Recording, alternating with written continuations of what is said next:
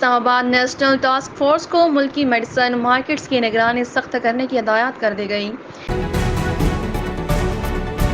T20 world cup سے قبل بھارت کو بڑا دھچکا ملا ہے اور ان کی ٹیم کے مرکزی بولر جسپریت بمراہ انفٹ ہونے کے باعث T20 ورلڈ کپ سے باہر ہو گئے۔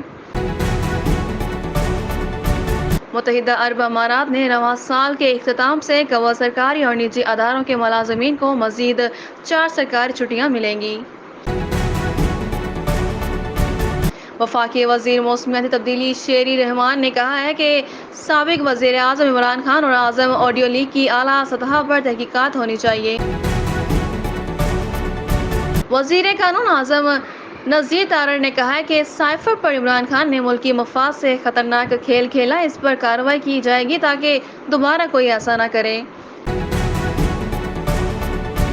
ہوانا کیوبا کے تارکین وطن کی ایک کشتی خوفناک سمندری طوفان ایان کی زد میں آ کر ڈوب گئی۔